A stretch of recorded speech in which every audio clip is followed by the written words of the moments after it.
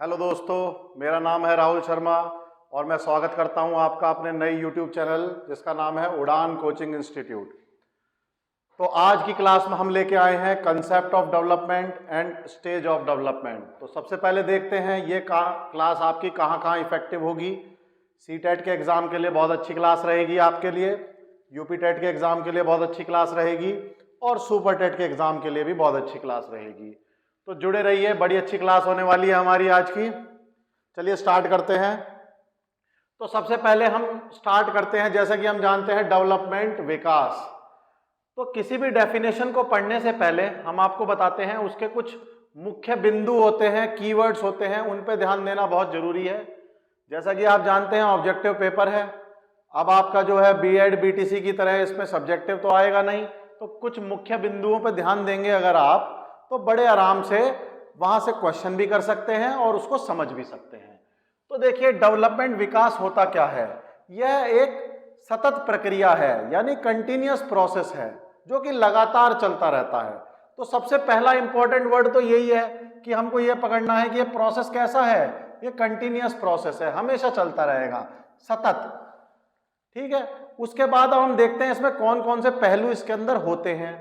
तो एक पहलू होता है इसके अंदर गुणात्मक परिवर्तन का और एक होता है परिमाणात्मक परिवर्तन का।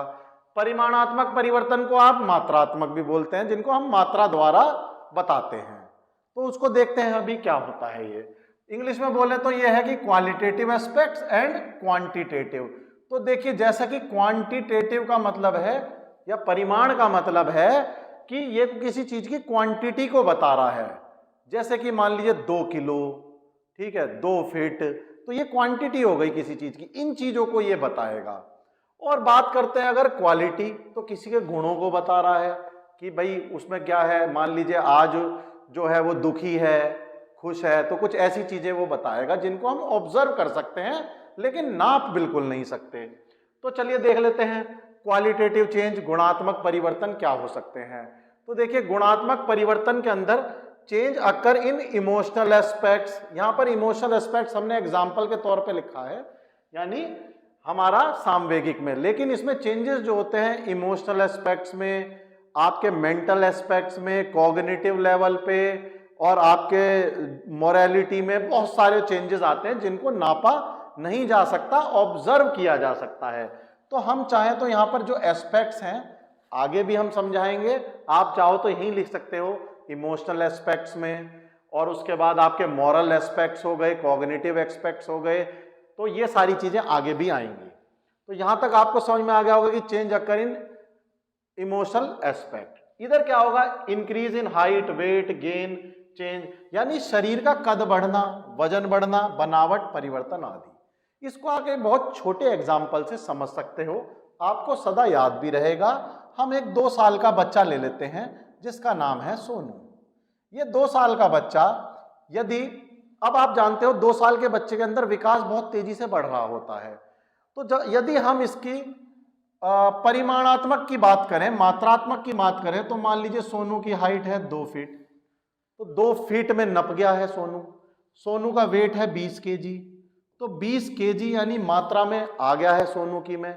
सोनू के शरीर में यदि हम सोचे, सोनू की कमर का साइज जो है 15 है, सोनू के बाइसेप्स 8 के हैं, तो कहीं ना कहीं 8 इंची, 15 इंची, ये कहीं ना कहीं मात्राएं बता रहा है हमें कि कितनी मात्रा में ये चीजें हैं जिनको नापा जा सकता है।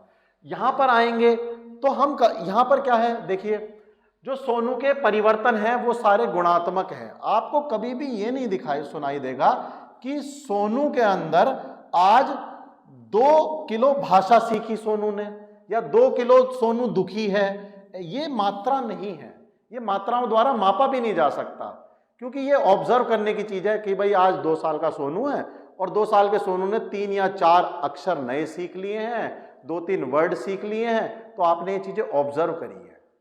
तो आपको लगभग ये समझ में आ गया होगा कि विकास सतत रूप से चलता है और इसके 2 पहलू होते हैं। एक जो आता है उसको मापा जा सकता है, एक को मापा नहीं जा सकता कि जिसे केवल ऑब्जर्व किया जाता है। अब हम देखते हैं कारण। देखिए, दूसरी चीज आती है कि कारण क्या होता है, कि डेवलपमेंट, विकास के क्या मुख्य कारण हैं जिनके कारण यह विकास हो रहा है। देखिए कारण बहुत सारे हैं, अभी हम एक एक करके देख लेंगे, लेकिन जो प्रमुख कारण है वो है मैच्योरेशन या परिपक्वता।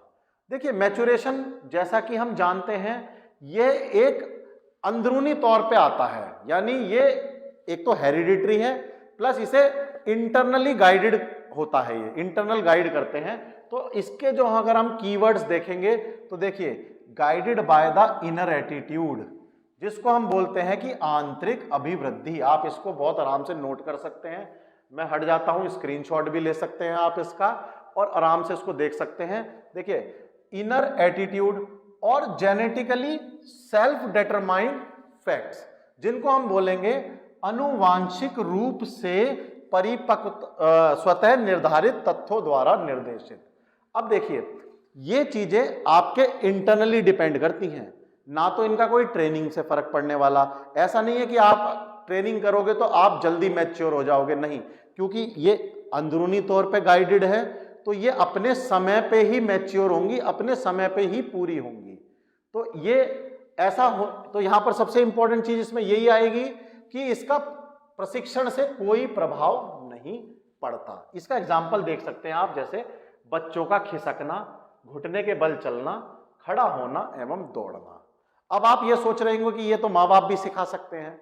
नहीं बेटा, ये ऐसा नहीं है। यदि आप देखेंगे तो जो छोटा बच्चा होगा ये मैच्योरिटी से सीख रहा है। आप समझो कोई बच्चा खो जाए जंगल में, फॉर एग्जाम्पल मोगली, तो जो वो मोगली बच्चा है वो भी ये सारी चीजें सीखेगा जब उसको कोई सिखाने वाला नहीं होगा, क्योंकि उसके फिजिकल डेवलपमेंट में मैच्योरिटी की वजह से ये सारी चीजें आ रही होंगी। तो यहां पर सोशलाइजेशन से फर्क नहीं पड़ा, ये क्या है, ये मैच्योरिटी है, वो सीख रहा है। चलिए दूसरा है लर्निंग। लर्निंग का आगे बहुत इंपॉर्टेंट टॉपिक है, एक बहुत अच्छा वीडियो लर्निंग का आगे आएगा, क्योंकि ये इंपॉर्टेंट टॉपिक एक उसमें कवर नहीं होगा, इसमें 2-3 क्लासेस लगेंगी, तभी हम लर्निंग जो हमारा कॉज ऑफ डेवलपमेंट है इसको वहां कवर पूरा अच्छे से कर लेंगे। अब बात करते हैं बहुत इंपॉर्टेंट चीज की, जिसको आप नोट कर सकते हैं कि development occurs from womb to tomb, यानी गर्भ से और कब्र तक चलता है। तो इसका मतलब आप समझ पा रहे हो, डेवलपमेंट कोई ऐसी चीज नहीं है जो 18 साल के हुए रुक गया, नहीं, ये आपके शून्य से भी पहले से, जब आप गर्भ में हैं तब से शुरू होगा, और यह जब तक मृत्यु नहीं हो जाती, जब तक कुछ ना कुछ विकास हमारे होते रहते हैं। तो इंपॉर्टेंट लाइन है, आप नोट कर सकते हैं, पूछी जाती है। अब हम आगे देखते हैं डिफरेंस बिटवीन ग्रोथ यानी वृद्धि और डेवलपमेंट यानी विकास। वृद्धि और विकास में क्या क्या डिफरेंस है, इसको एक बार देख लेते हैं। तो देखिए सबसे पहले हम बात करते हैं ग्रोथ की।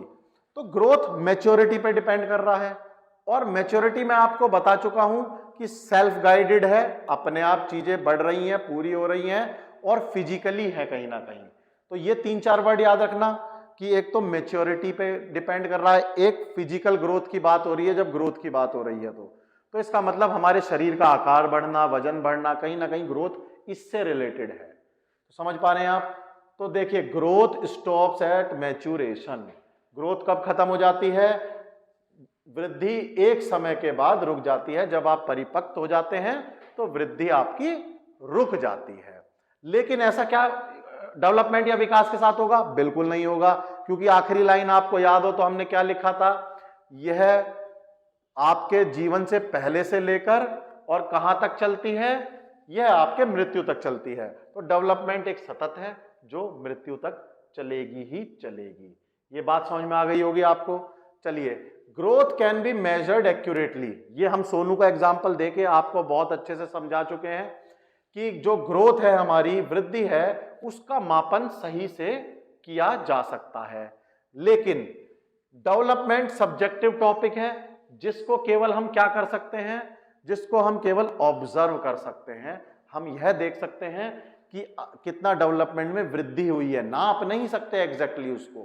तो डेवलपमेंट क्या है, विकास को मापना कठिन है, बल्कि उसका अवलोकन या ऑब्जर्वेशन किया जा सकता है। तो आप चाहें तो इसका भी स्क्रीनशॉट ले सकते हैं। चलिए अगला, growth refer to general physical change. क्या है? वृद्धि से आशय सामान्यतः शरीर में परिवर्तन। तो ये हम समझ पाए हैं, बड़ा ग्रो हो रहा है, शरीर बढ़ रहा है, सोनू जी का वजन भी बढ़ रहा है, उनके बाइसेप्स भी बढ़ रहे हैं, तो कहीं ना कहीं फिजिकल। अगर हम बात करें डेवलपमेंट की, तो डेवलपमेंट के अंदर तो सारी चीजें आएंगी, फिजिकल ग्रोथ भी आएगी, मेंटल डेवलपमेंट भी आएगा। मेंटल डेवलपमेंट का मतलब मानसिक विकास से हो गया, सोशल डेवलपमेंट भी आएगा, व्यवहारिक विकास से हो गया, उसके बाद हमारा इमोशनल डेवलपमेंट भी आएगा, संवेगिक विकास भी हो गया, उसके बाद मोरल डेवलपमेंट से भी आएगा यानी नैतिक विकास, और उसके बाद कॉग्निटिव डेवलपमेंट भी आएगा यानी संज्ञानात्मक विकास। समझ गए? तो बड़ा टर्म है बहुत, यानी अगर मैं इस तरह से समझूं तो ये डेवलपमेंट का गोला हो गया। तो डेवलपमेंट के गोले के अंदर एक छोटा गोला किसका होगा जी? ग्रोथ का। एक छोटा गोला किसका होगा जी? यानी ये इसके अंदर ही आ जाएंगे सारे, इमोशनल डेवलपमेंट का। एक छोटा किसका होगा जी? ये हमारा मेंटल डेवलपमेंट का, फिर कॉग्निटिव डेवलपमेंट का। तो सभी डेवलपमेंट इसके अंदर आ जाते हैं। तो कुछ हद तक मैं आपको समझा पा रहा हूंगा बहुत। चलिए आगे बढ़ते हैं।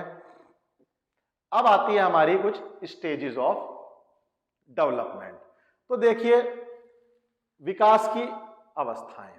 हम शिक्षक हैं, हम शिक्षक बच्चों को, हमारा काम है कि बच्चों को अच्छे से तैयार करना, उनको आगामी जीवन के लिए उनको पढ़ाना। तो देखिए, मैंने आपको पहले ही बता दिया था कि ये वॉम्ब से टॉम्ब की तरफ होती है जो हमारा डेवलपमेंट है। ठीक है? तो हमें जो है सारी चीजें चेक करनी है कि हमारे जीवन से पहले, यानी जब हमारा जो था प्रसूति काल चल रहा था से लेकर मृत्यु तक की अवस्थाएं कौन कौन सी हैं। तो सबसे पहले हम देखते हैं प्रीनेटल स्टेज, जिसे हम पूर्व प्रसूति काल बोलते हैं। यानी यह स्टेज 280 डेज गर्भ में होती है। तो आप ये समझ सकते हैं कि इस स्टेज में बच्चा सबसे ज्यादा रैपिड डेवलपमेंट करता है, ग्रोथ करता है। इसका मतलब क्या है? छोटा सा भ्रूण होता है बच्चा, और फिर जन्म के टाइम तक काफी वजन हो जाता है। तो डेवलपमेंट 9 महीने में कितना ज्यादा फास्ट होता है। तो अगर मेरे पास एक क्वेश्चन आता है कि सभी स्टेजेस में से बच्चे का फिजिकल विकास किस अवस्था में सबसे ज्यादा होता है? तो वो है पूर्व प्रसूति काल। समझ पा रहे होंगे आप लोग। लेकिन अगर सवाल आता है कि जिसमें से हम प्रीनेटल को हटा देते हैं, अगर सवाल आता है तब अलग होगा। अब देखते हैं तब क्या होगा। दूसरी जो हमारी स्टेज आती है वो आती है इन्फेंसी स्टेज, यानी बच्चे ने जन्म ले लिया है और 0 to 2 ईयर्स तक ये चलती है, जन्म से 2 साल तक, जिसे हम शैशवावस्था बोलते हैं। तो 0 से लेकर 2 साल तक बच्चे के अंदर बहुत ज्यादा फिजिकल ग्रोथ होती है। तो हमारा जो हमने आपसे प्रश्न किया था कि फिजिकल ग्रोथ सबसे ज्यादा बच्चे की कहाँ होती है, तो यदि हमारे पास ऑप्शन में जन्म से पहले का भी है तो यही लगाएंगे। यदि ऑप्शन में जन्म से पहले का नहीं है तो फिर शैशवावस्था में बच्चे की फिजिकल ग्रोथ जो हम पढ़ चुके हैं वो सबसे ज्यादा इसी अवस्था में होती है, इन्फेंसी, शैशवावस्था। तीसरी अवस्था देखते हैं, चाइल्डहुड, बाल्यावस्था।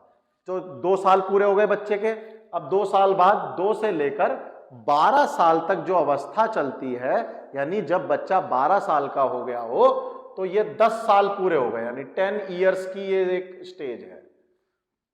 तो 10 साल की जो स्टेज है उसे बोलते हैं चाइल्डहुड। अब देखिए 10 साल बहुत लंबे होते हैं, चेंजेस बहुत ज्यादा होते हैं, बहुत तीव्र होते हैं। तो हम उसको 2 भागों में बांट लेते हैं। पढ़ने में भी आसानी होती है, समझने में भी आसानी होती है। तो पहला भाग है अर्ली चाइल्डहुड, यानी प्रारंभिक बाल्यावस्था। यह प्रारंभिक बाल्यावस्था हमारी, जो कि हमारी शैशवावस्था के बाद शुरू हुई है, तो 2 साल के बाद से शुरू हो जाती है और 7 साल तक रहती है। तो यानी इसमें बच्चा जो है माँ बाप के साथ साथ अपने दोस्तों के संपर्क में भी आता है, 7 साल का हो जाता है, थोड़ा बड़ा हो गया है। चलिए इसमें आगे देखेंगे डीपली इसको अभी।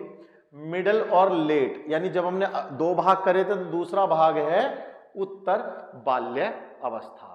तो यह कहां से शुरू होगी? अब 7 से लेकर 12 साल तक।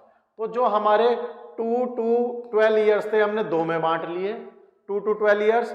एक हमने बांट लिया 2 to 7 और एक हमने बांट लिया 7 to 12। तो हमने 2 अवस्थाएं कर दी बाल्यावस्था की, एक प्रारंभिक और एक उत्तर। चलिए आगे बढ़ते हैं हम। तो हमारा आता है एडोलसेंट, जिसे हम बोलते हैं किशोरावस्था। अब किशोरावस्था जो होती है हमारी 12 साल के बाद शुरू हो जाएगी यानी, और 18 साल तक चलती है।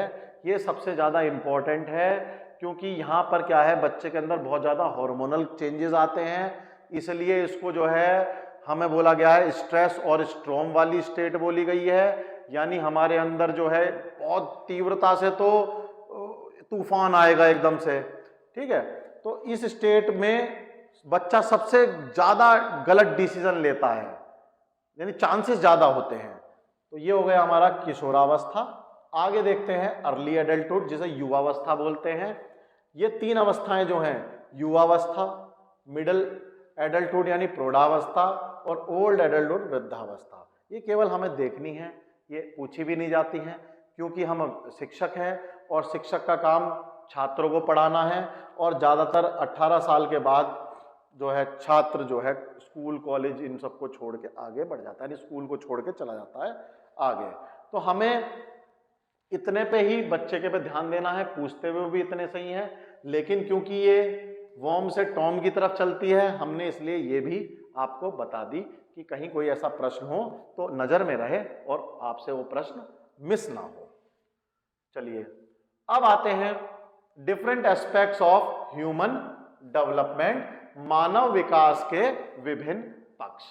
तो देखिए पक्षों की बात करें तो मैं आपको पहले भी बता चुका हूं, फिजिकल डेवलपमेंट यानी शारीरिक विकास, मेंटल डेवलपमेंट यानी मानसिक विकास, ये सब डेवलपमेंट के तो हिस्से हैं विकास के।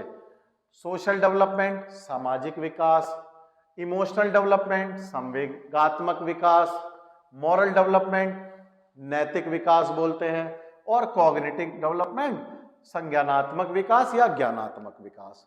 तो ये सारे डेवलपमेंट के ही अंडर में आएंगे, विकास के अंडर में आएंगे।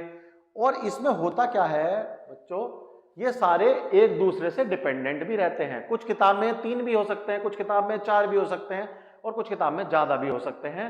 ये सारे एक दूसरे से डिपेंड हैं। जैसे कि मान लो मैं आपको एक एग्जांपल देता हूं कि एक बच्चा है जो शारीरिक रूप से कमजोर है, फॉर एग्जाम्पल उस बच्चे को सुनाई कम देता है, ठीक है। तो जब उसको सुनाई कम देता है तो ये उसका फिजिकल डेवलपमेंट में एक त्रुटि तो है ही। उसके बाद देखिए उस सुनाई कम देने से होगा क्या, उसका मेंटल डेवलपमेंट भी थोड़ा सा स्लो होगा, क्योंकि जो भाषा वो एक सुनने वाला बच्चा जल्दी सीख सकता था, अब एक ना सुनने वाला बच्चा थोड़ा कम सीखेगा।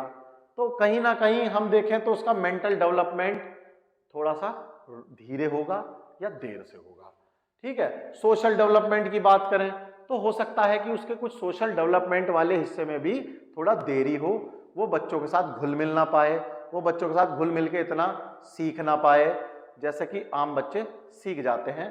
तो हो सकता है इस विकास में भी कोई ना कोई कमजोरी रहे। इमोशनल डेवलपमेंट, अब ऐसा बच्चा क्या पता वो और बच्चे उसे चिढ़ाते हों या फिर बुली करते हों किसी चीज के लिए, और वो बच्चा जो है इमोशनली थोड़ा सा डाउन हो जाए, उसके अंदर भय बैठ जाए किसी चीज का, तो वो इमोशनल डेवलपमेंट भी उसका रुक सकता है। तो कहने का मतलब ये है कि ये जो डेवलपमेंट है ये सब आपस में लिंक करते हैं कहीं ना कहीं। एक डेवलपमेंट में रुकाव बाकी डेवलपमेंट में भी रुकाव हो सकता है, ठीक है। चलिए इसका जैसे एक एग्जांपल और हम देख लेते हैं, जैसे कि सोशल डेवलपमेंट और मॉरल डेवलपमेंट की बात करते हैं हम। अब सोशल डेवलपमेंट में मान लीजिए बच्चा एक यहाँ पर रहता है, एक बच्चा अमेरिका में रहता है। अब यहाँ पर हमारी नैतिकता क्या है, हम समाज में निकलते हैं, माँ बाप हमें सिखाते हैं पैर छूना, बड़ों का आदर करना, नमस्ते करना, ठीक है। यहीं अगर वो बच्चा अमेरिका में रह रहा होगा तो वो अपने सामाजिक स्तर पे सीख रहा होगा, वहाँ जरूरी नहीं है वो उसको पैर छूना सिखाएं, हाय हेलो करना सिखा सकते हैं। तो देखिए उसका अपना नैतिक विकास अपने समाज के हिसाब से हुआ है, यानी लिंक हो गए दोनों आपस में। इसका जो बच्चा अमेरिका में है उसका नैतिक विकास उसके समाज के हिसाब से हुआ है। तो कहीं ना कहीं हम इन एग्जाम्पलों से यह पता लगा पा रहे हैं कि यह चीजें लिंक्ड हैं, आपस में जुड़ी हुई हैं। तो इनको हम धीरे धीरे देखते हैं एक एक करके। तो सबसे पहले बात करते हैं हम फिजिकल डेवलपमेंट की, कि फिजिकल डेवलपमेंट के क्या क्या प्रिंसिपल होते हैं शारीरिक विकास के। चलिए, तो देखिए, फिजिकल डेवलपमेंट को पढ़ने से पहले आपको मोटर डेवलपमेंट जानना पड़ेगा कि ये मोटर डेवलपमेंट क्या होता है। ये वर्ड काफी पूछा जाता है कि मोटर डेवलपमेंट क्या होता है, मोटर स्किल्स क्या होते हैं। तो देखिए, ये जो मोटर डेवलपमेंट और मोटर स्किल्स है, ये तीन चीजों को आप बहुत ध्यान से याद रखना। एक तो मांसपेशियां, एक तो आपको क्या ध्यान रखना है, मांसपेशियां। मांसपेशियां, तो देखिए, एक तो मांसपेशियां हो गया, एक हो गया हमारा मस्तिष्क। तो एक हमारा मस्तिष्क हो गया, मस्तिष्क, और एक हो गया हमारा नर्वस सिस्टम, जिसको हम बोलते हैं तंत्रिका। तो ये तीन चीजें आपको इसमें ध्यान रखनी है मोटर डेवलपमेंट में, मांसपेशियां, मस्तिष्क और तंत्रिका। तो देखिए होता क्या है। अब मोटर स्किल्स क्या हो गई, जैसे ही मैंने मान लीजिए किसी गर्म चीज के हाथ लगाया, तो जो मेरे सेंसेस थे उन्होंने देखा कि ये गर्म है, तुरंत मेरा जो तंत्रिका थी, नर्वस सिस्टम था, उसने एक मैसेज भेजा ब्रेन को कि भाई इसने गर्म चीज का हाथ लगा लिया है। यानी मैसेज गया तंत्रिकाओं द्वारा मस्तिष्क पे।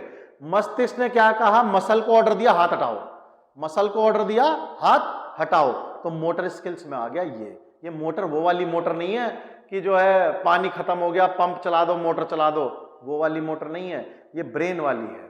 ठीक है, यानी मोटर स्किल्स का मतलब हो गया आपका मस्तिष्क, मांसपेशियां एवं तंत्रिकाएं। समझ गए होंगे एग्जाम्पल से। चलिए, तो अब हम इसको आगे पढ़ते हैं। बेसिक प्रिंसिपल जो होते हैं किसी भी फिजिकल डेवलपमेंट या मोटर डेवलपमेंट के, वो तीन हैं बेसिक प्रिंसिपल जो हैं। पहला है सिफेलोकॉर्डल। अब ये सिफेलोकॉर्डल क्या है? सिफेलोकॉर्डल देखिए दोस्तों, सिफेलोकॉर्डल आपने देखा होगा जब छोटा सा बच्चा रहता है, मैं उस साइड ही लगाता हूं, सिफेलोकॉर्डल आप ऐसे याद कर सकते हो। एक तो बर्थ से पहले, जन्म से पहले छोटा बच्चा होता है, तो उसका जो सर होता है वो ज्यादा डेवलप होता है, और फिर धीरे धीरे जो नीचे का हिस्सा रहता है वो थोड़ा छोटा रहता है, वो देर से डेवलप होता है, विकसित देर से होता है। तो कहने का मतलब यह है कि सिफेलोकॉर्डल जो प्रिंसिपल है, इसके अनुसार, इस सिद्धांत के अनुसार, जो हमारी फिजिकल ग्रोथ है, जो मेरी शारीरिक ग्रोथ है, वो सर से लेकर पैर की तरफ चलेगी। यानी जन्म से पूर्व भी पहले सर विकसित होगा पूरा, फिर धीरे धीरे धड़ विकसित होगा, और फिर पूरी तरह विकसित होंगे पैर। जन्म के बाद की बात करते हैं, मान लो 0 to 2 ईयर्स हम बोल रहे हैं फिजिकल ग्रोथ के लिए, बहुत इंपॉर्टेंट है 0 to 3 ईयर्स। तो अगर हम 0 to 3 भी बात करते हैं, यानी शैशवावस्था प्लस 1 साल बाल्यावस्था का, अगर हम इसकी भी बात करते हैं, तो पहले क्या होगा, बच्चा जब छोटा होता है तो सबसे पहले सर को संभालना सीखता है। तो पहला प्रोसेस जो होता है उसका सर संभालने का होता है, फिर उसका जो कंट्रोल होता है मोटर सिस्टम द्वारा, उसका नीचे की तरफ बढ़ता है, धड़ पे यानी हाथों पे आता है, फिर लास्ट में जाके उसके पैरों पे आता है। यही कारण है बच्चा सबसे पहले अपना सर उठाता है, सर संभालता है, फिर वो चीज हाथ का मोशन करता है अपने मस्तिष्क अनुसार, यानी किसी चीज को टच करना हो तो कर सकता है। उसके बाद वो घुटने के बल बैठ सकता है, फिर घुटने के बल रेंग सकता है, फिर उसके बाद वो पैरों के बल चल सकता है। तो यहां से आपको कहीं ना कहीं आइडिया लग गया होगा कि ये हेड से लेकर और टो की तरफ चल रहा है।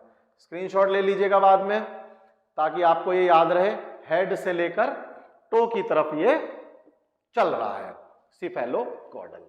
बात करते हैं दूसरे प्रिंसिपल की, जिसको बोलते हैं प्रॉक्सिमोडिस्टल डेवलपमेंट। अब ये प्रॉक्सिमोडिस्टल डेवलपमेंट जो है बच्चों, ये क्या करता है, पहले जन्म से पूर्व की बात कर लेते हैं। जन्म से पूर्व की बात में अगर हम देखेंगे तो यह पहले सेंटर में बनेगा, विकास होगा। यानी पहले अंदरूनी पार्ट में सबसे पहले हमारी रीढ़ की हड्डी बनेगी, उसके बाद जो विकास है, वृद्धि है, वो बाहर की तरफ आएगी, हाथ इधर बाहर की तरफ। तो ये तो जन्म से पहले की बात हो गई। जन्म के बाद फिर से वही 0 to 3 ईयर्स देखते हैं, यानी 0 to 2 और फिर 1 साल उसका वृद्धि वाला जो होता है हमारा बाल्यावस्था में। तो जब इसकी बात देखते हैं तो आप खुद ही देख लीजिए, सबसे पहले क्या होगा, बच्चा सबसे पहले हाथ का मोशन करता है। ये ग्रिपिंग तो उसके बहुत लेट आती है, पहले हैंड मोशन कर लेता है बड़े आराम से। और अगर आप यकीन नहीं है तो आप एक काम कर सकते हैं, आज आप किसी छोटे बच्चे को 1 या 2 साल का बच्चा जो थोड़ी बहुत बात समझने लग गया हो, उससे जाके कहना कि भैया ऐसे पोज करके दिखा तू हमें, ऐसे पोज कर दे, ऐसे पोज कर दे। वो नहीं कर पाएगा। छोटे बच्चे का ये वाला कंट्रोल अभी डेवलप नहीं हुआ। वो हाथ तो उठा सकता है, यानी बाहर की तरफ कंट्रोल चल रहा है, तो ये सबसे कंट्रोल उसका लास्ट में आएगा। ये वाला कंट्रोल आ जाएगा, ऐसा पक्का है, हम कर सकते हैं, वो भी कर लेगा, आ जाएगा कंट्रोल, क्योंकि प्रोक्सिमोडिस्टल सिद्धांत है, उसके हिसाब से लास्ट में आएगा, पहले नहीं आएगा। ये बात आपको समझ में आ गई होगी। चलिए अब बात करते हैं ऑर्थोजेनेटिक की। दोस्तों इसको ऑर्थोजेनेटिक लिख लेना, स्पेलिंग थोड़ी सी गड़बड़ हो गई है हमारे राइटर द्वारा। ऑर्थोजेनेटिक प्रिंसिपल क्या कहता है कि जो ग्रोथ है वो क्या करती है, जनरल टू स्पेसिफिक चलती है और सिंपल टू कॉम्प्लेक्स, यानी सामान्य से विशिष्ट और सरल से जटिल। अब ये सरल से जटिल, सामान्य से विशिष्ट क्या हो गया, देखिए सबसे पहले मैं सामान्य काम करूंगा, जटिल काम नहीं करूंगा। सामान्य काम में क्या हो गया, मान लीजिए सबसे पहले हाथ पैर का मोशन मैंने अभी आपको बताया। जटिल में क्या हो गया, ये उंगलियों का मोशन, ये जटिल में आ गए। ऐसा नहीं है छोटी मांसपेशी है तो ये सरल है, छोटी मांसपेशी जटिल है, बड़ी मांसपेशियां फिर भी सरल है। तो जो हमारा ग्रोथ होगी वो हमारे पास पहले हमारे जो है सामान्य, फिर विशिष्ट, फिर हम किसी स्पेसिफिक चीज को पकड़ पाएंगे। यही चीज हमारी आती है gross motor skills. Gross motor skill का मतलब है कि जो हमारी बड़ी मसल्स हैं पहले उन पे कंट्रोल, यानी बड़ी मसल्स को मस्तिष्क द्वारा, नर्वस सिस्टम द्वारा चलाना हो सकता है पहले। फिर उसके बाद fine motor skills. Fine motor skills में फिर जो छोटी छोटी हमारी जो मोशन है, मोटर है, उन पे कंट्रोल, जो छोटी मसल्स हैं वो भी कैसे, मस्तिष्क नर्वस सिस्टम द्वारा। तो इसलिए मोटर स्किल्स में आ गया। तो मैं उम्मीद करता हूं आपको ये अच्छा लगा होगा, समझ में आ गया होगा तीनों प्रिंसिपल सिद्धांत। चलिए आगे बढ़ते हैं। अब हम तो हमने ये फिजिकल डेवलपमेंट पूरा कर लिया है। फिजिकल डेवलपमेंट में यही 3 सिद्धांत थे, सिफेलोकॉर्डल सिद्धांत, प्रॉक्सिमोडिस्टल सिद्धांत और ऑर्थोजेनेटिक सिद्धांत। मोटर स्किल्स आप याद रखिएगा। अब बात करते हैं हम मेंटल डेवलपमेंट की। तो देखिए बच्चों, मेंटल डेवलपमेंट यानी मानसिक विकास का मतलब है कहीं ना कहीं मस्तिष्क से रिलेटेड है। तो जैसे हमारी संवेदना, अगर हम बात करें संवेदना, तो बच्चों देखिए संवेदना क्या होगी, हमारी सेंसेशंस दिमाग से कंट्रोल रहेंगी। मान लो रुचि, हमारी जो है रुचि डाल दीजिए इसमें। भाषा का ज्ञान, बच्चों देखिए भाषा का ज्ञान भी इसी में ही आ जाएगा। और बहुत सारी चीजें हैं ऐसी, जैसे हमारा इंटरेस्ट, इंटरेस्ट तो रुचि में हो गया। हमारा ध्यान, ध्यान लगाना किसी चीज पे, तो ये सारी जो चीजें हैं ये सारी हमारी मेंटल डेवलपमेंट में आती हैं। और ये सब चीजें धीरे धीरे उम्र के साथ डेवलप होती रहती हैं, इनमें विकास होता रहता है। तो यानी जब हम 0 के होते हैं उसके बाद धीरे धीरे हमारा मेंटल डेवलपमेंट होता रहता है। तो ये इन चीजों में बढ़ोतरी होती रहती है, हमारे इंटरेस्ट बदलते रहते हैं, ठीक है, हमारे सेंसेशन बदलते रहते हैं, भाषा का ज्ञान ज्यादा आता रहता है। तो ये सब चीजें हमारी चलती रहती हैं। तो ये सब मस्तिष्क या मेंटल डेवलपमेंट में आ जाती हैं। अब बात करते हैं सोशल डेवलपमेंट की।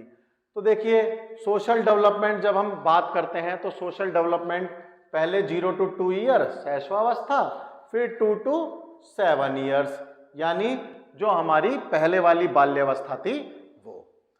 पहले ये 2 देख लेते हैं। अब आप देखिए सोशल डेवलपमेंट यानी सामाजिक विकास।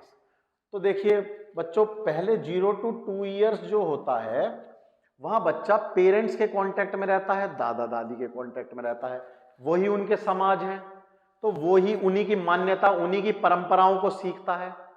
तो ये जो भी चीज होती है वो बच्चा वहीं पे सीखता है जाके। 0 to 2 ईयर्स में जो दादा दादी समझाएंगे, करेंगे, जो उनकी मान्यता होगी, फॉर एग्जाम्पल जैसे तिलक लगाना, अब वो देखता है कि दादा दादी हमारे तिलक लगाते हैं, तो वो भी उसी टाइप में उसकी डेवलप हो जाएगी सोशली। अब बात करते हैं 2 to 7 ईयर्स। जब बच्चा 2 to 7 ईयर्स में आ जाता है, परिवार प्लस अब थोड़ा सा बाहर निकलने लगा है, तो पड़ोसी बच्चे यानी जो आसपास के बच्चे हैं वो, अब उनकी संस्कृति, उनका समाज, वो सब चेक करता है बच्चा, देखता है। तो इसका सबसे अच्छा उदाहरण जो आपको याद रहेगा हमेशा के लिए, जब बच्चा थोड़ा सा इस स्टेज में आ जाता है तो आपने ध्यान दिया होगा, लड़के अपना अलग खेलने लग जाते हैं, लड़की अपना अलग खेलने लग जाती हैं। हालांकि बायसनेस भी आ जाती है कुछ इन चीजों में जो नहीं आनी चाहिए, जैसे कि समाज जो हमारा है भी थोड़ा सा ऐसा, तो इसलिए आ जाती हैं। लड़का जो है, अगर कोई लड़का है तो वो गुड़िया से नहीं खेलेगा, ये हमने देखा है। लड़का जो है वो गुड़िया से नहीं खेलेगा, लड़की जो है वो गुड़िया से खेलेगी। तो ये हमारा समाज की वजह से ही तो आया कि नहीं मैं तो लड़का हूं और मैं तो बंदूक कार इनसे खेलूंगा, लड़की मैं तो लड़की हूं, मैं बंदूक कार से क्यों खेलूं, तो मैं तो जो है गुड़िया से खेलूंगी। कलर देख लो, लड़का कभी पिंक नहीं पहनता जी, देखा हो पिंक, नहीं, वो तो लड़कियों का कलर हो गया। बायसनेस है, गलत है, लेकिन हमारे समाज में ये प्रथाएं अभी भी हैं जो कि हमारा बच्चा मान लेता है। तो सोशल डेवलपमेंट यहां से हो गया। ठीक, अब बात आती है हमारी इमोशनल डेवलपमेंट की, जैसे कि भय, डर। तो जो बच्चा होगा वो डरने भी लग जाएगा, थोड़ा भय, ईर्ष्या, दूसरे बच्चों को देख के जलन भी आ जाएगी उसके अंदर, प्रेम की भावना भी जागृत होगी। तो ये सारे उसके अंदर इमोशनल डेवलपमेंट होंगे। तो हम जानते हैं कि 0 to 2 ईयर का बच्चा जो है वो स्वयं केंद्रित होता है, उसे ज्यादा मतलब नहीं होता।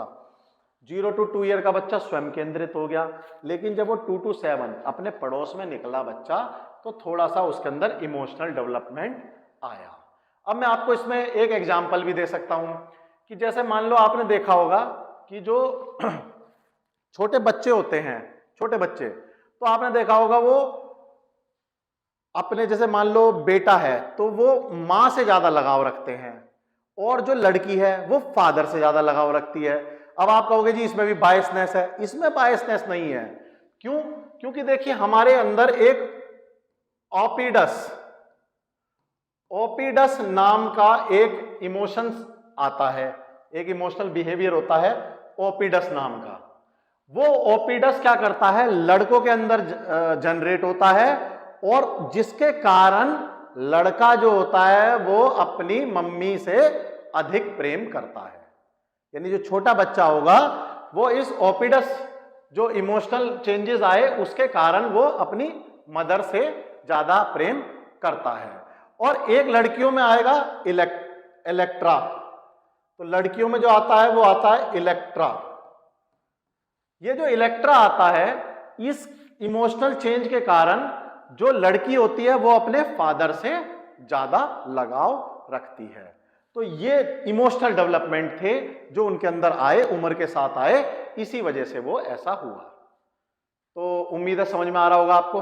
अब आता है मॉरल डेवलपमेंट, नैतिक विकास। देखिए मॉरल डेवलपमेंट कहां से होगा, मॉरल डेवलपमेंट भी मैंने आपको बता दिया कि भाई अच्छी आदतें सीखना, अपने परंपराएं सीखना, तो ये सब चीजें कहां से आएंगी, मॉरल डेवलपमेंट से।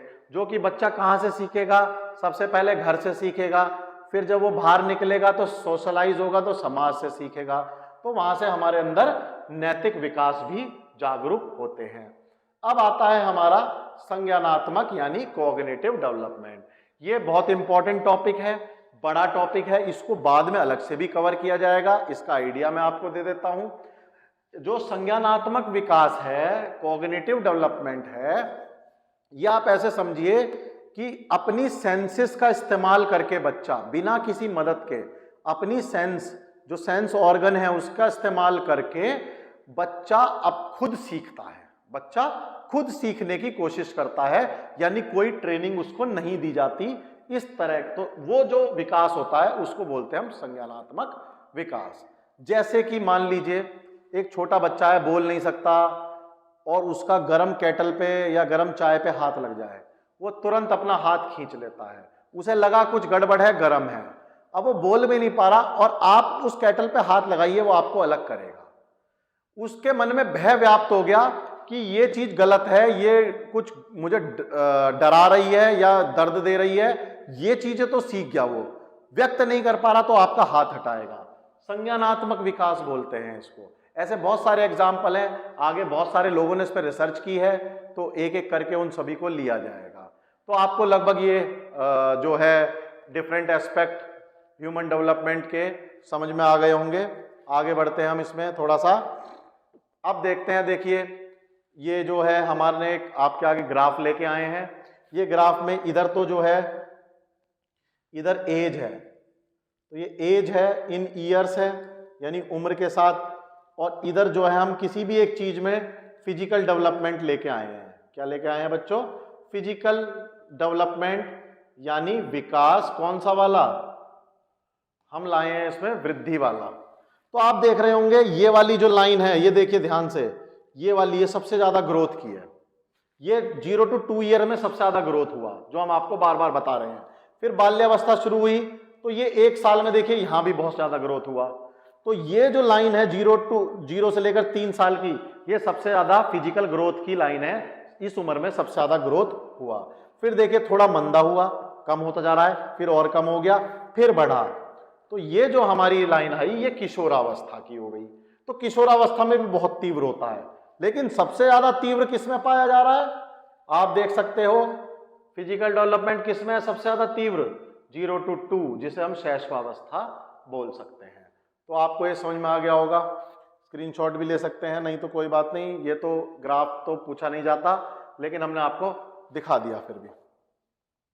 चलिए, इनफेंसी, अब हम एक एक करके पढ़ते हैं। आप जरा स्क्रीनशॉट ले लीजिए, पानी पी लेते हैं हम इतने।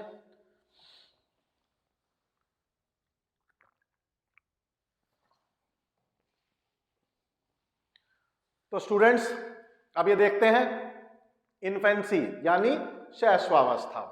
तो जब हम बात करते हैं शैशवावस्था की, कहां से कहां तक चलती है, ये हम आपको बता चुके, 0 to 2 ईयर्स। अब बात करते हैं इसमें होता क्या क्या है। तो देखिए सबसे पहले रिपीटेशन ऑफ प्रोसेस, किसी प्रक्रिया को बार बार दोहराना, यानी उसकी पुनरावृत्ति। कैसे? जैसे इसका एग्जांपल है पिकाबू। बच्चा बहुत जल्दी सीखता है पिकाबू, तो बहुत जल्दी एक बार आप करने लग जाइए, फिर उसके साथ आपको बहुत देर तक खेलना पड़ता है। तो वो बार बार इसी चीज को फिर रिपीट करता रहेगा, उसे उसमें आनंद आएगा रिपीटिशन में, और हमें वो करना पड़ेगा। उससे भी बच्चा जो है काफी आनंदित होता है। ट्रायल एंड एरर बिहेवियर, ये बच्चे में बहुत इंपॉर्टेंट बिहेवियर है। ट्रायल एंड एरर, अपनी त्रुटियों के बाद सीखना। हालांकि ये हमारे अंदर भी है, लेकिन हम इस्तेमाल नहीं कर रहे। 1-2 टैट खराब हो गए, अरे मेरे से टैट नहीं निकल रहा, सी टैट नहीं निकल रहा, क्या करें? तो हम जो है तैयारी छोड़ देते हैं। तो हमें तैयारी नहीं छोड़नी है, हमें भी ट्रायल एंड एरर, प्रयास करें। गलतियां होती रहती हैं हमसे, कोई बात नहीं, प्रयास करते रहें। आप सही जगह आ गए हैं, अब की बार टैट सुपर टैट सब निकलेंगे आपके। अच्छे से पढ़िए। तो देखिए, प्रयास और त्रुटिपूर्ण व्यवहार, बच्चा गलती करता है, सीखता है। अब मान लो किसी चीज को पकड़ रहा है, बार बार पकड़ने की कोशिश कर रहा है, नहीं पकड़ी जा रही, लेकिन हिम्मत नहीं हारता। फिर priority of the for the objects, यानी वस्तु की प्रधानता आ गई है बच्चे में अब। तो देखिए वस्तु की प्रधानता क्या हो गई, बच्चे के इस टाइम पे आगे कुछ फेवरेट टॉयज हो जाते हैं, या कोई चीजें हो जाती हैं, ऑब्जेक्ट हो जाते हैं। बच्चे को कार्टून अच्छे लगने लग जाते हैं, हो सकता है कुछ फेवरेट कार्टून हो जाते हैं। मान लो कालू मदारी आया, किसी बच्चे का फेवरेट हो गया, कोको मेलन में किसी बच्चे का फेवरेट हो गया। तो इस तरह से उसके कार्टून या कुछ चीजें उसकी फेवरेट भी होने लग जाती हैं। प्रायोरिटी फॉर द ऑब्जेक्ट, वो किसी ऑब्जेक्ट पे प्रायोरिटी दिखाने लग जाता है। फिर उसके बाद आया यूज ऑफ स्मॉल वर्ड्स। तो बच्चा जो है आ बा बा मम्मा, 0 और 2 साल का बच्चा जो पहुंच जाता है मम्मा पापा, इस तरह से बोल के स्पष्ट कर देता है कि उसको क्या जरूरत है। तो ये हम थोड़ा सा और आगे देख लेते हैं। 0 to 2 ईयर्स का समय बहुत लंबा है, इसको भी हम 5-5 महीने या 10-10 महीने करके बांट के देखते हैं कि कितना आता है। चलिए, तो शैशवावस्था में ही 0 to 5 ईयर्स जब होंगे, तो बच्चा क्या क्या सीख सकता है या कर सकता है, वो हमें पता होना चाहिए। अट्रैक्टेड टुवर्ड्स साउंड, सीटी बजाओगे तुरंत देखेगा यूं करके क्या हो गया, और कंसंट्रेट करेगा ऑब्जेक्ट पे, तो एक तो ध्वनि के प्रति आकर्षित होगा, ठीक है। वस्तुओं पर ध्यान केंद्रित करेगा और हाथ पैर मारेगा। तो ये तो आप बेसिक चीजें जानते ही हैं। सीटी बजाई, बच्चे ने ध्यान दिया, वो झुंझुने वाले खिलौने आते हैं तो झुंझुना बजेगा तो ध्यान भी जाएगा और कंसंट्रेट भी करेगा उसकी तरफ, तो आप उसका बहला सकते हो उसको खिलौना दिखा के। 5 to 10 मंथ में क्या होगा बच्चे के साथ, सिंगल वर्ड बोलना शुरू कर देगा, आ बाबा, आ मामा। तो इस तरीके से बच्चा जो है शुरू कर देगा सिंगल वर्ड्स बोलना। 10 to 24 मंथ का पीरियड जो होता है, यानी लगभग 1 साल से लेकर 2 साल में, थोड़ा बच्चा बड़ा भी हो गया है, दांत वगैरह भी निकल आए हैं, वोकल कॉर्ड भी बन गई है उसकी, ठीक है, तो वोकल कॉर्ड अच्छे से हो गई है, पिच भी अच्छी आ गई है अब, तो अब वो जो है बच्चा बोल सकता है। तो देखिए, speaking the name of objects, object के नाम लेना, पंखा, हप्पा, ये सब नाम लेना वो सीख गया है। फॉर्मेशन ऑफ स्मॉल सेंटेंसेस, छोटे छोटे सेंटेंस 2 साल का बच्चा बोलने लग जाता है, छोटे वाक्य की रचना बड़े आराम से वो कर सकता है।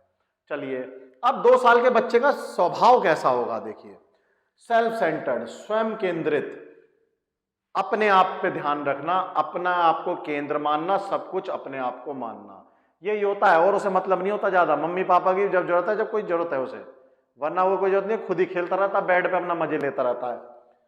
सेल्फ हैप्पीनेस इज एवरीथिंग, स्वयं का सुख सब कुछ, बच्चा खुश है, टेंशन फ्री है, उसकी दुनिया में बाकी आगे कुछ भी हो रहा हो उसे कोई टेंशन नहीं है, वो खुश रहना चाहिए, ठीक है। और एक सबसे इंपॉर्टेंट है, शारीरिक गति में बाधा डालने पर क्रोध करेगा। आपने देखा होगा बच्चा यदि वो हाथ ऐसे से हिला रहा है और आप रोक दो तो उसको एकदम से डर सा लग जाता है, क्या हो गया, और रोने लग जाता है।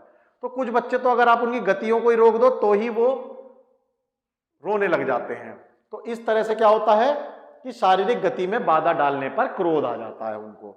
और थपथपाने और दुलारने पुचकारने में बच्चे को, बेचारे को एकदम प्यार वाला महसूस होता है, प्यार की भावना जागृत होती है, तो लव्ड फील करते हैं वो।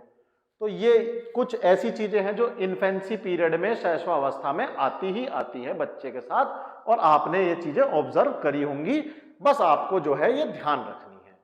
तो इसमें ज्यादा ध्यान रखने वाली चीज नहीं है, क्योंकि अब जैसे इसमें क्वेश्चन कैसे बनता है, भाषा का विकास कहाँ होता है, देखिए ऐसे बनता है। अब ये भाषा ही तो है जो बोल रहा है, यहां से शुरू हो गया भाषा का विकास। अब आप कहोगे सर आपने तो पढ़ाया ही नहीं था कि भाषा का विकास कहाँ होता है, और वहां क्वेश्चन आ गया। तो देखिए, क्वेश्चन को ऐसे ही आपको ध्यान से रखना है। ये देखो, स्पीकिंग, नाम बोलना, ये सब भाषा ही तो है, विकास शुरू हो गया ना उसका, उन्होंने बोलना सीख लिया, तो भाषा का विकास शैशवावस्था से शुरू हो जाता है। फिर एक क्वेश्चन आया जी, भाषा का विकास तीव्र गति से कौन सी अवस्था में बढ़ा, आपने फिर शैशवा लगा दिया, वो गलत हो गया। नहीं, हमारे 2 सवाल थे, किस अवस्था में शुरू होता है, किस अवस्था में तीव्र होता है। तो तीव्र के लिए आगे आएंगे चाइल्डहुड में, अभी शुरू हो चुका है, ठीक है। तो ऐसे क्वेश्चंस को आपको ध्यान रखना पड़ेगा। तो ये रहा, is the beginning of the language development and social emotional development भी इसी में ही शुरू होंगे। तो 3 सवाल आपको ये नोट करके दे रहा है, इसको लाइन को बहुत अच्छे से नोट कर लेना। यहां से बिगिनिंग होती है, 3 सवाल आ सकते हैं यहां से, यानी कहने मतलब कुछ भी आ सकता है। बिगिनिंग ऑफ लैंग्वेज भी है, बिगिनिंग ऑफ सोशल और इमोशनल भी है। तो दोस्तों समझ में आ गया होगा आपको बहुत अच्छे से कैसे क्वेश्चंस आ सकते हैं। आगे बढ़ते हैं, चाइल्डहुड। तो देखिए, चाइल्डहुड में क्या है बच्चों, चाइल्डहुड में हमने 2 पार्ट में विभाजित कर दिया था पहले से ही, कि भाई एक तो हमारा अर्ली चाइल्डहुड, एक लेट चाइल्डहुड। तो अर्ली वाला क्या है, प्रारंभिक बाल्यावस्था, जिसको हमें 2 वर्ष से लेकर 7 वर्ष तक हम माना गया है जिस अवस्था को। इसमें बच्चा क्या क्या करेगा, तो देखो रटने की आवश्यकता नहीं है।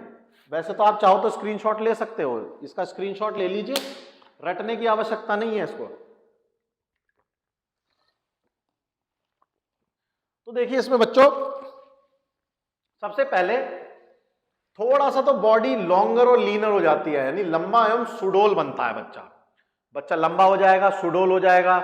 तो ये क्वेश्चन तो खैर इंपॉर्टेंट नहीं है। यहां देखिए, thought and language developed eight fast rate, दूसरा सवाल जो बनता है, लैंग्वेज डेवलपमेंट कहां शुरू हुआ, तो आप बोलोगे शैशवावस्था में। लैंग्वेज डेवलपमेंट तीव्र कहां हुआ, तो आप जवाब बोलोगे अर्ली चाइल्डहुड में। तो इसी तरह के सवाल वो वहां पर आपसे करता है और आप जो है चकरा जाते हो, लेकिन अब नहीं चकराओगे एक बार भी आप। चलिए, तो विचार और भाषा तीव्र गति से विकसित यहां पर होते हैं। अब यहां पर है, ये तो याद हो गया विचार कहां बने और भाषा कहां विकसित हुई। अब अगला आया, children become more self controlled and self sufficient.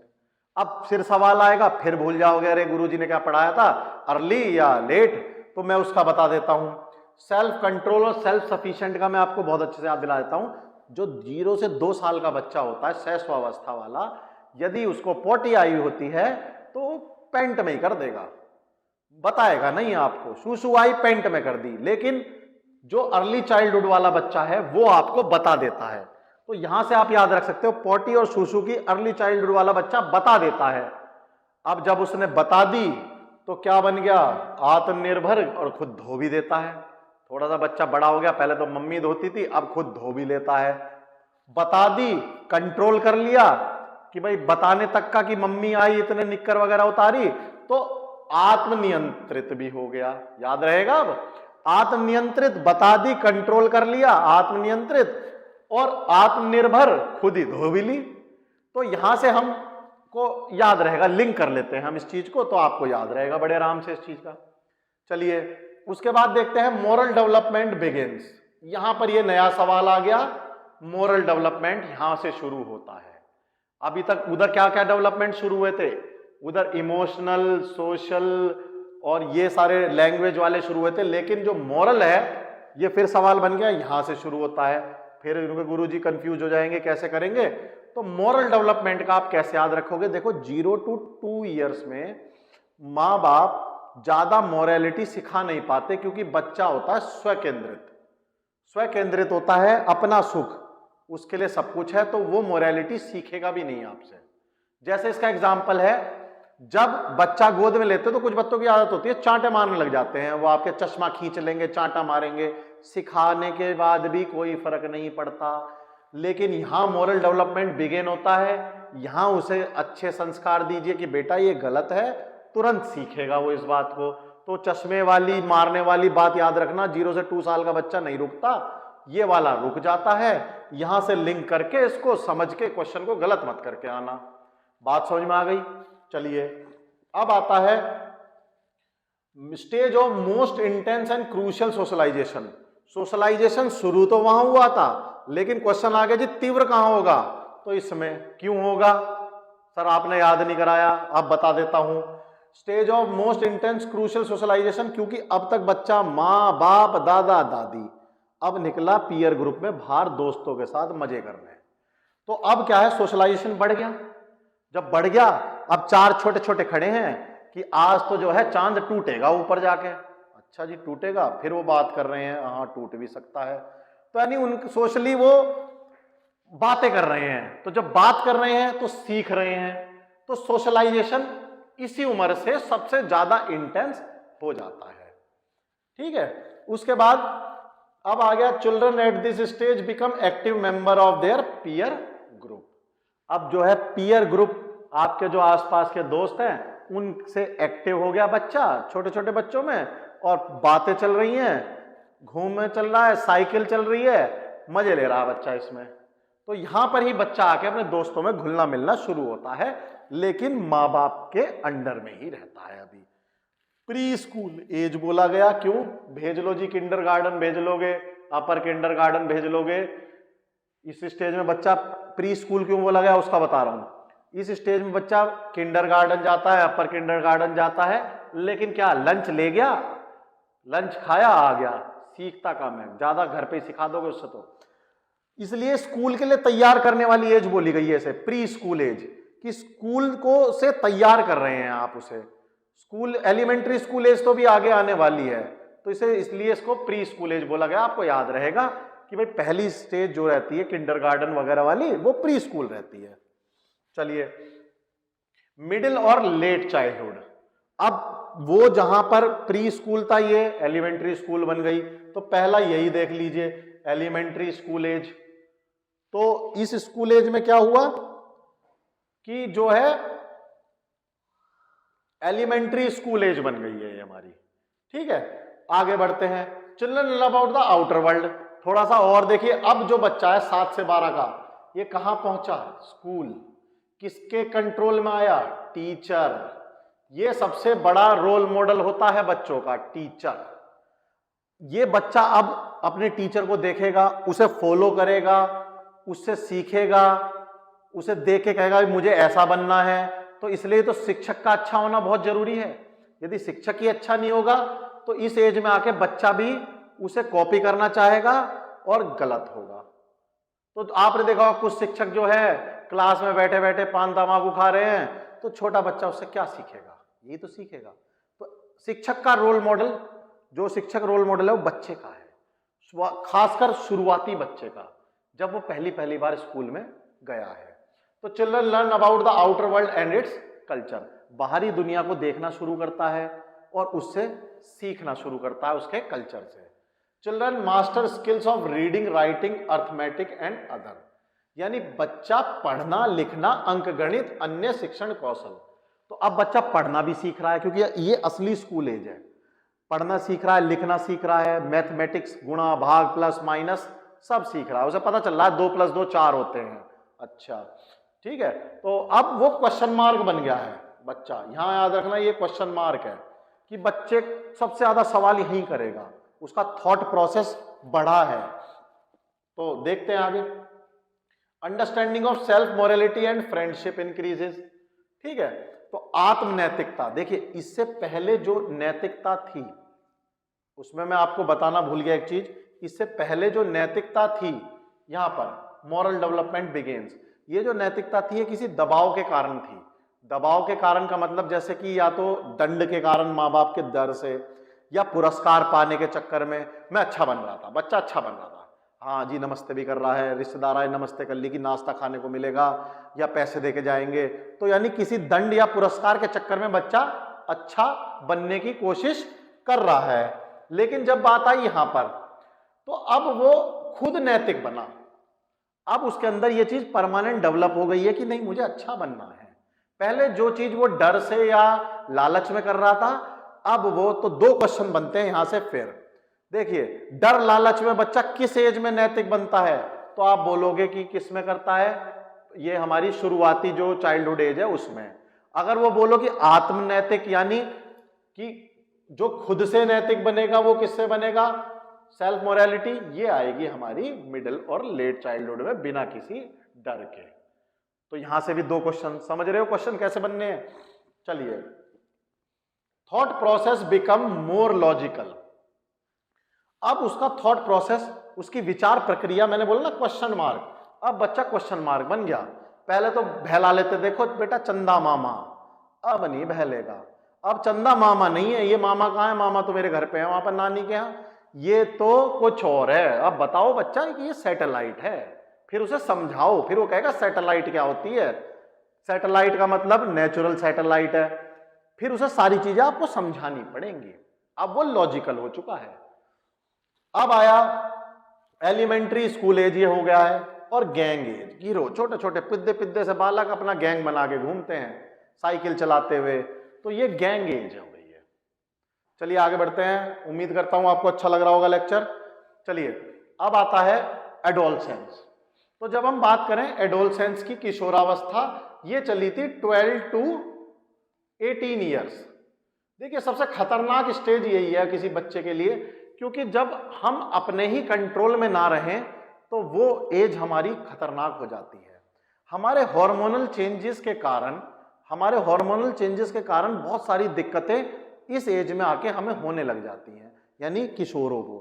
जैसे कि मान लो उनके जो हार्मोन्स चेंज हो रहे हैं, तो उनके फेशियल दाढ़ी निकल रही है, लड़कियों के में हाइट बढ़ रही है, या कोई और वृद्धि हो रही है। तो कहीं ना कहीं इस चीज में क्या होता है, बच्चा नर्वस हो जाता है, अरे यार ये क्या हो रहा है मेरे साथ, यानी मैं इस चीज को झेल नहीं पा रहा हूं, और डिप्रेशन से में चला जाने की कोशिश में होता है, बाहर निकलने में डरता है। तो ये एडोलसेंस की एज है, आपको समझ में इसलिए अच्छे से आ रही होगी क्योंकि इस एज से आप निकल चुके हैं या चल रहे हैं, जो भी है निकल चुके होंगे। तो देखिए रैपिड फिजिकल चेंज हो गए, intense gain in height and weight हो गई। तो इसलिए बच्चा परेशान हो जाता है, उससे खुद से ही थोड़ा सा, यानी यूं लगता है कि बाहर वाले मेरे, सेल्फ कॉन्शियस हो जाता है कि ये मेरे को देख रहा है, ये मेरे बारे में क्या सोच रहा होगा, तो बचता है। फिर मैक्सिमम डेवलपमेंट ऑफ आईक्यू बहुत इंपॉर्टेंट क्वेश्चन है, इंपॉर्टेंट लिख लेना, आगे बताऊंगा क्यों। तो आप चाहो तो इंपॉर्टेंट लिख लो, मैक्सिमम डेवलपमेंट ऑफ आईक्यू, बुद्धि लब्धि का अधिकतम विकास यहां पर हो जाता है, ठीक है। और ये किससे रिलेटेड है? मेंटल लेवल से। बात समझ में आ गई? ये रिलेटेड है मेंटल लेवल से। तीसरा देखते हैं, power of decision making develop. अब उसके अंदर जो है डिसीजन मेकिंग पावर आ गई है, यानी वो अपने निर्णय खुद लेना चाहता है। पहले जब छोटे थे पापा कपड़े दिला के लाते थे, मम्मी जूते दिला लाती थी, हम तैयार बाबूजी बन के चल दिए। अब हम बड़े हो गए हैं, नहीं मैं तो एडिडास का ही लूंगा कपड़ा, या जो भी जूता होगा वो भी वहीं से लूंगा। तो अब क्या है, डिसीजन मेकिंग अपनी हो गई है। पड़ोस उसको पीयर को देखता है, अच्छा वो ऐसा ले रहा है मैं भी ऐसा लूंगा, ये भावनाएं भी जाग जाती हैं। खुद के डिसीजन स्वयं लेना चाहता है, मैं स्कूल ऐसे जाऊंगा, ऑटो से नहीं जाऊंगा, बाइक से जाऊंगा। तो डिसीजन पावर इसकी बढ़ जाती है।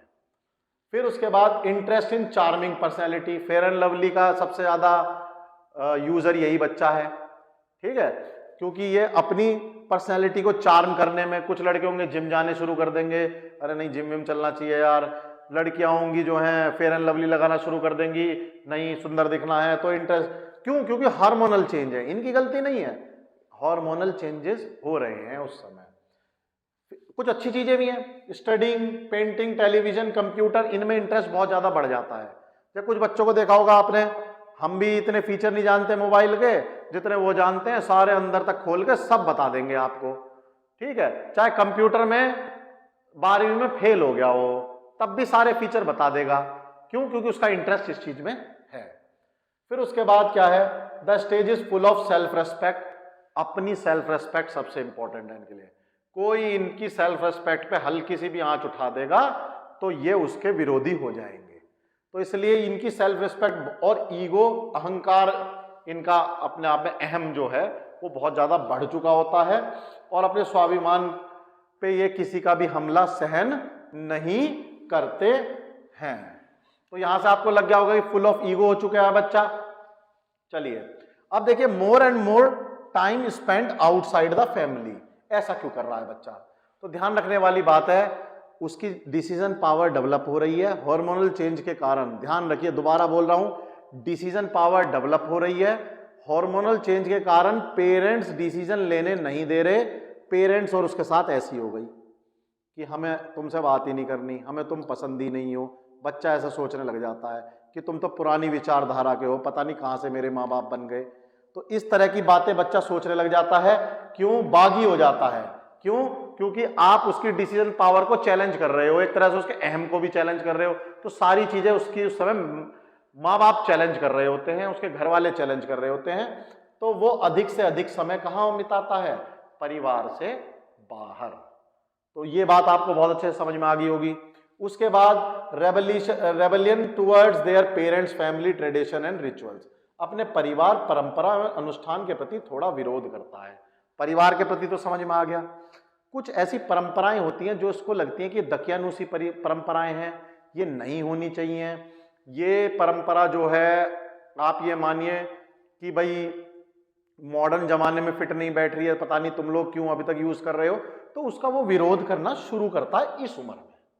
तो यहां से क्वेश्चन बन सकता है कि परंपराओं का विरोध करना कब शुरू करता है, चैलेंज कब करता है? तो वो यहां से करता है, यानी किशोरावस्था से।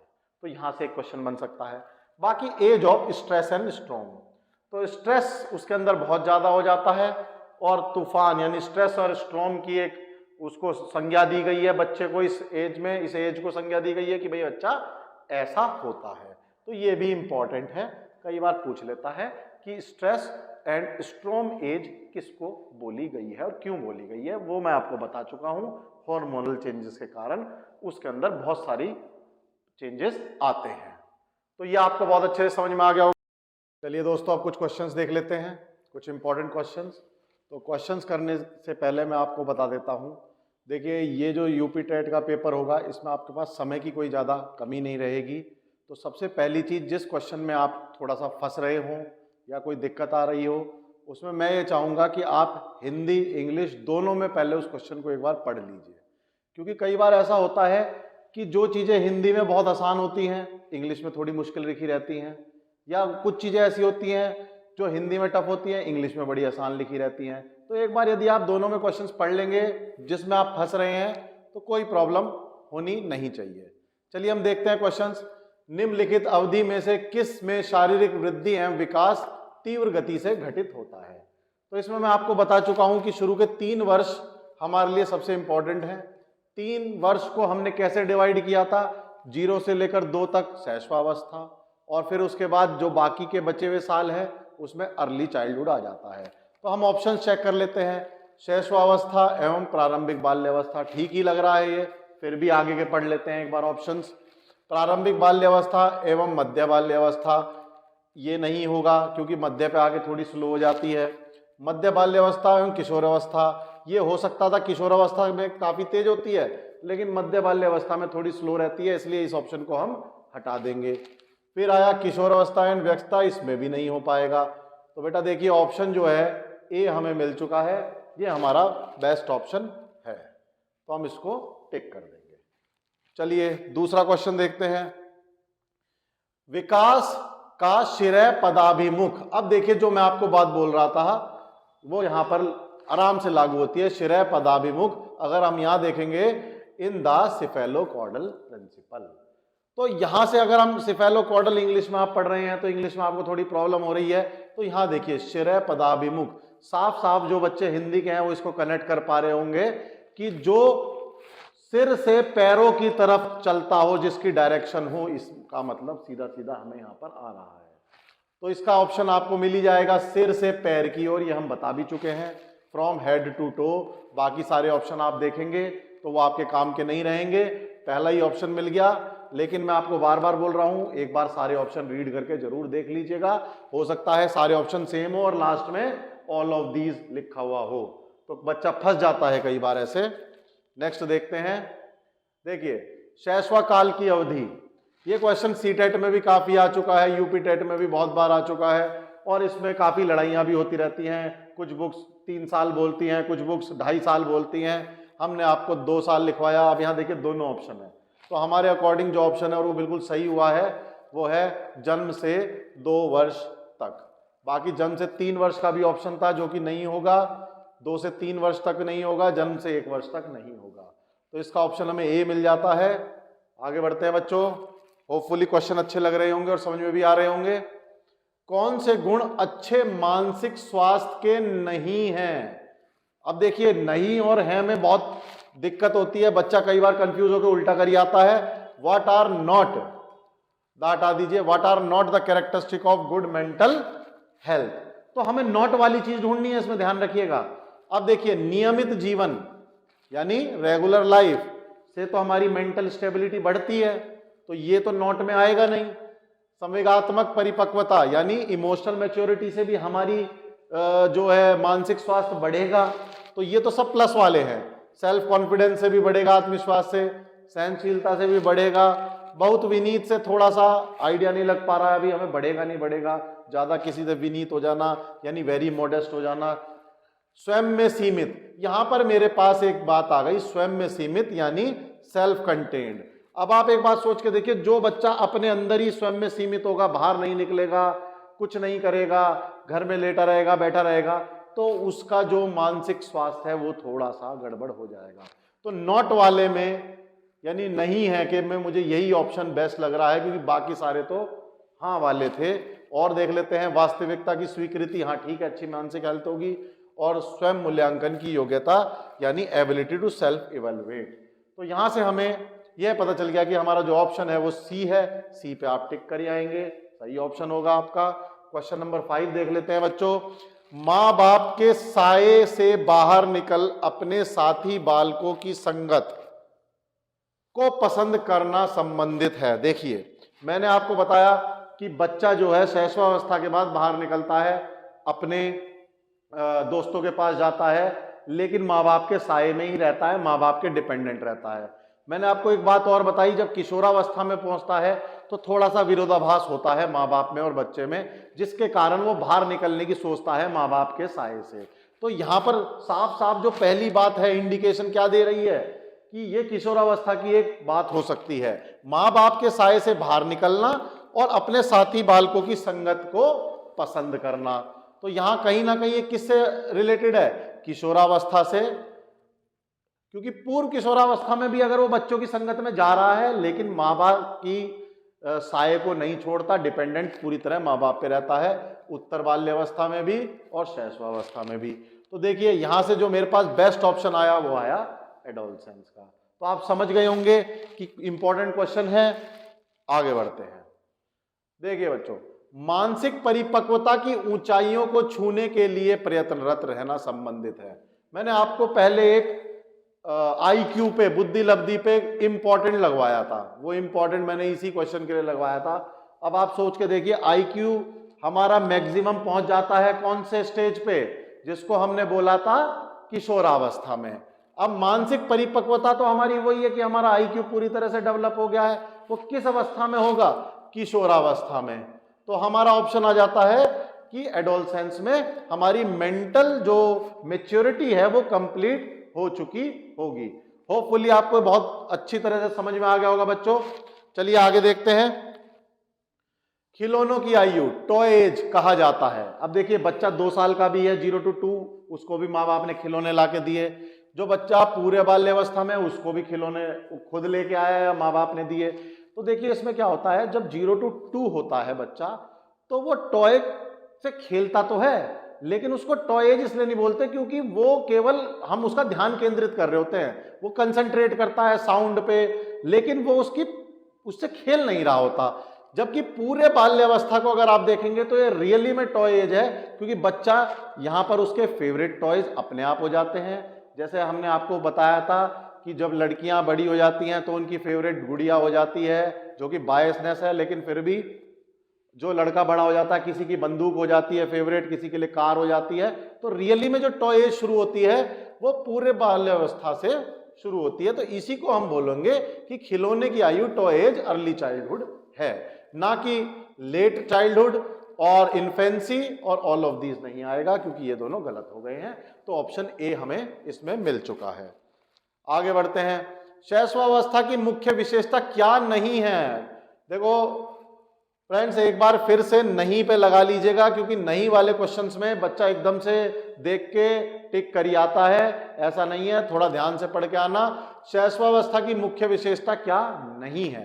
चलिए, सीखने की प्रक्रिया में तीव्रता, बिल्कुल सही है, ये तो है, बच्चा सीखता है इसमें, तो ये हम लगा ऑप्शन नहीं होगा। जिज्ञासा की प्रवृत्ति यानी टेंडेंसी टू क्यूरियोसिटी, बच्चा इसमें क्यूरियस रहता है, चाहे आपको नहीं बता पा रहा हो, लेकिन क्यूरियस नहीं होगा तो सीखेगा भी नहीं, तो क्यूरियस भी रहता है। इसका एग्जांपल ऐसे देख सकते हैं आप किसी डब्बे के नीचे कुछ रख दीजिए, बच्चे को क्यूरियोसिटी रहेगी कि बार बार उसको खोलने की, इसमें क्या है, तो बच्चा क्यूरियस तो रहता है, तो ये ऑप्शन तो नहीं रहेगा।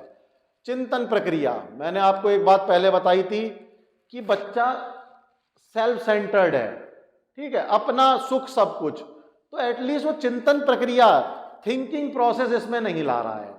तो मेरे हिसाब से जहां तक ये ऑप्शन हमें अभी तक मिल चुका है, आगे अगला देख लेते हैं, क्या पता वो बेस्ट निकले। अनुकरण द्वारा सीखने की प्रवृत्ति, देखिए ये तो होता है शैशवावस्था में। Imitation, tendency to learn by imitation, बच्चा रिपीट कर करके ही सीखता है, तो हमें हमारा ऑप्शन मिल चुका है चिंतन प्रक्रिया, ये हमारा ऑप्शन रहेगा इसमें। चलिए बेटा आगे देखते हैं। चलिए, धन्यवाद बहुत बहुत आपका। होपफुली आपको ये क्लास बहुत अच्छी लगी होगी। हम आगे भी आपके लिए इसी तरह की क्लास लेके आएंगे। अभी हमने इस क्लास में कुछ हमारे जो उन्होंने दिया था, साइंटिस्ट हुए थे, कुछ साइकोलॉजिस्ट हुए हैं, उनके बारे में अभी हमने अध्ययन नहीं कराया है आपको, वो भी अगली क्लास में हम लेके आएंगे, इंपॉर्टेंट कुछ थ्योरीज। तो अगर आपको ये क्लास अच्छी लगी हो तो लाइक, कमेंट, सब्सक्राइब जरूर कर दीजिएगा। धन्यवाद, नमस्कार।